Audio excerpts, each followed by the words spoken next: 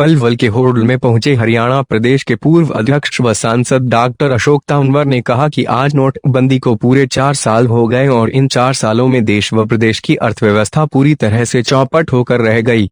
BJP सरकार ने नोटबंदी के दौरान 8 से 10 लाख करोड़ रुपए का घोटाला कर पूंजीपतियों के खजानों को भरने का काम किया है।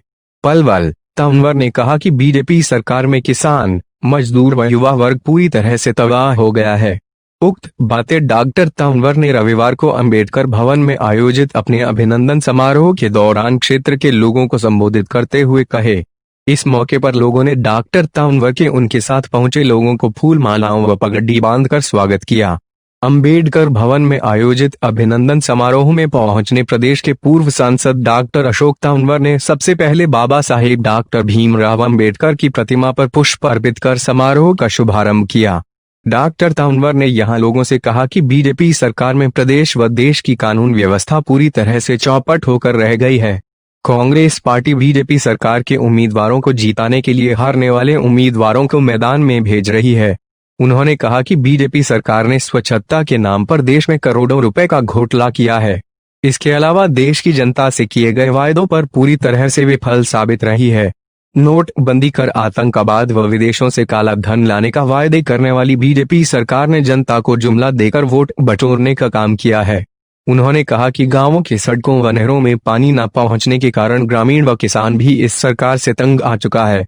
उन्होंने कहा कि आज की युवा पीढ़ी को संगठित होकर देश के महान विभूतियों के लक्ष्य कदमों पर चलना होगा, तभी वे एक देश व प्रदेश की स्थापना कर सकेगा। पलवल से शीतल कुमार सैनी की रिपोर्ट। ठीक तरीके से चल सके, जो बुनियादी सुविधाएं हैं वो गांव गांव तक पहुंचे, शिक्षा और स्वास्थ्य हमारी बेहतर हो। अब मैं गांव से होकर के आया हूं, बहुत बुरा हाल है। खेतों में पानी नहीं है, धूल उड़ रही है, सड़कें टूटी पड़ी है। अब कोरोना काल में तो स्कूल वैसे ही बंद कर दिए इन्होंने, लेकिन उससे पहले क्या हो रहा है? सरकारी स्कूल में कोई पढ़ाई है क्या? आज से 10-12 साल पहले जब मैं एमपी बना तो मैं कुछ अधिकारियों के साथ बैठा था। मैंने कहा भाई शिक्षा की व्यवस्था को दुरुस्त किया जाए। हम भी नए नए पढ़े थे, अपने भी बहुत सपने थे कि भाई पता नहीं क्या क्रांति कर देंगे। तो टीचर बोला कि जी यहाँ तो बहुत बुरा हाल है। बोले यहाँ पढ़ता हुआ बच्चा नहीं और पढ़ाता हुआ टीचर नहीं है गवर्नमेंट स्कूल में।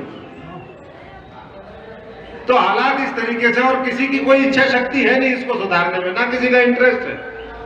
क्योंकि बड़े बड़े लोग, अगर आपकी तरह साधारण परिवारों से लोग आएंगे तो साधारण परिवार के लोगों की बात करेंगे, उनके लिए अच्छी शिक्षा की व्यवस्था करेंगे, बच्चों के रोजगार की व्यवस्था करेंगे, अच्छी चिकित्सा की व्यवस्था करेंगे।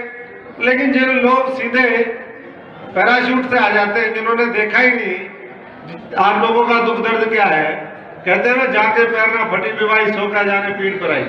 तो जिसने देखा ही नहीं है दुख, उसको क्या पता कि क्या करना है। अब हरियाणा में जिनके हाथ में सत्ता, उनको पता ही नहीं कि करना क्या है। लूटने में लगे हुए हैं, गीता जयंती, फलाना, ये वो उत्सव, ये उत्सव, सारा पैसा जो है करोड़ों लाखों करोड़ रुपए का कर्जा करवा दिया। एक एक बच्चे के ऊपर, एक एक नौजवान के ऊपर, एक एक हरियाणा के नागरिक के ऊपर करीबन 1 लाख रुपए का कर्जा हो गया है। बिना कर्जा 1,56,000 आपके ऊपर कर्जा है, लेकिन पता ही नहीं वो पैसा कहां जा रहा है। ये 4 साल पहले आतंकवाद खत्म हो गया क्या? कोई आतंकवाद खत्म नहीं हुआ। रोज पहले से ज्यादा लोग मर रहे हैं जम्मू कश्मीर में और बॉर्डर के ऊपर। इन्होंने कहा कि काला धन खत्म हो जाएगा, काला धन वापस ले आएंगे। वो काला धन आज भी और ज्यादा काला धन बढ़ गया है। पहले तो 500 और 1000 रुपए के लोग वो करने पड़ते थे, तो 2000 का एक में ही पूरे गड्डियों में मामला हो जाता है। कहते थे विदेश से हम काला धन लेकर के आएंगे, बाबा रामदेव से लेकर के श्यामदेव और पता नहीं कौन कौन से देव थे, वो कहते थे कि अपने मुंह में जो आ जाता था वही बोल देते थे कि इतने लाख करोड़ रुपया वहां पर पड़ा है। अब भाई आपकी सरकार को 6 साल पूरे हो गए, 7वां साल चल रहा है, आज तक वो विदेशों से काला धन वापस आपका नहीं आया।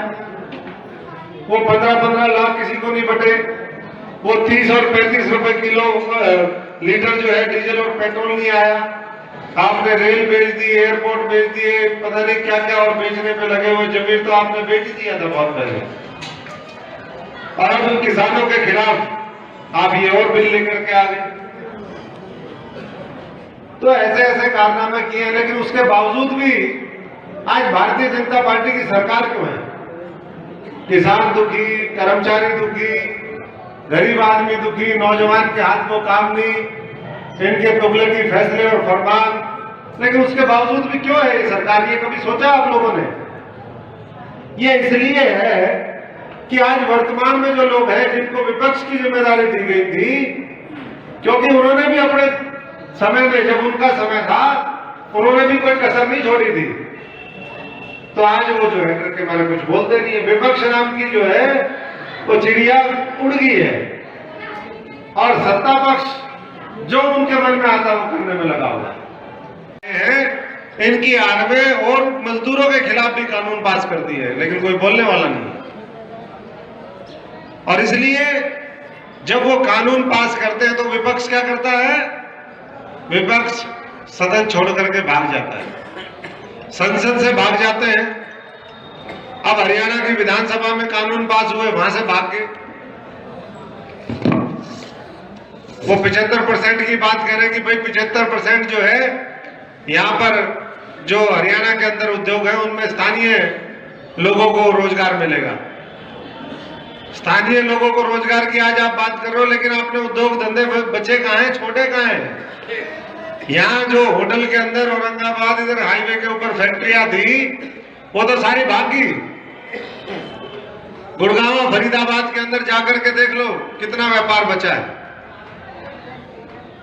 उद्योग धंधे बंद हो गए हैं, कोई 30% पे चल रहा है, कोई 40% पे चल रहा है। 2 करोड़ रोजगार देने की बात करते थे, रोजगार कई करोड़ रोजगार छीन लिए इन्होंने पिछले 3-4 वर्ष के अंदर। और ऐसे में जो राहत आप लोग चाहते हैं, महसूस करते हैं कि राहत मिलनी चाहिए, वो क्योंकि इनकी आपस में साठगांठ है। अभी ये बड़ौदा का चुनाव हो रहा है ताजा, हमने कांग्रेस क्यों छोड़ी? इसीलिए छोड़ी कि आप जैसे लोग, हमारे जैसे लोगों से ये लोग मजदूरी करवाते कि 5 साल हमारी इमेज, हमारी मेहनत, हमारी वफादारी, हमारी ईमानदारी, उससे तो लोगों को जोड़ ले। और जब मामला तामझाम जुड़ जाए, कुर्सी के पास बैठने की बारी आई, तो उस समय फिर भ्रष्टाचारियों को ला करके बिठा दो। आज कांग्रेस की सरकार इसलिए नहीं है इस हरियाणा के अंदर, नहीं तो सब सही तरीके चलता। और ये भाजपा के साथ मिलकर के टिकट बांटने का काम कर रहे थे। और जब हमें पता चला, मेरे को तो 10-15 दिन पहले बता दिया। इनके कर्म तो आप भी जानते हो, 5 साल कैसे करते रहे। इनकी लड़ाई किसी और से नहीं थी, अशोक तंवर से थी। भाई अशोक तंवर भाजपा से बना था, अशोक तंवर नरेंद्र मोदी से बना था, अशोक तंवर मनोहर लाल खट्टर से बना था, अशोक तंवर इनेलो के लोगों से बना था। अरे पार्टी में रह करके आप अशोक तंवर के खिलाफ तो लड़ाई लड़ रहे हो, लेकिन जिनके खिलाफ लड़ाई लड़नी थी उनके खिलाफ लड़ाई नहीं लड़ रहे। जब प्रोग्राम करो तो दबाव के लिए करो, और आखिर में टिकट बांटो तो भारतीय जनता पार्टी के लोगों को जिताने के लिए बांटो। तो भैया फिर हम क्या चूड़ी पहन रखी है क्या हमने? और जिन्होंने चूड़ी भी पहन रखी है, माताएं बहने हैं, वो भी आपका जवाब देंगी आने वाले समय में। तो आखिरी में फिर हमने फैसला किया कि ये लोग जो भाजपा से मिले हुए हैं, इनके खिलाफ बिगुल बजाएंगे।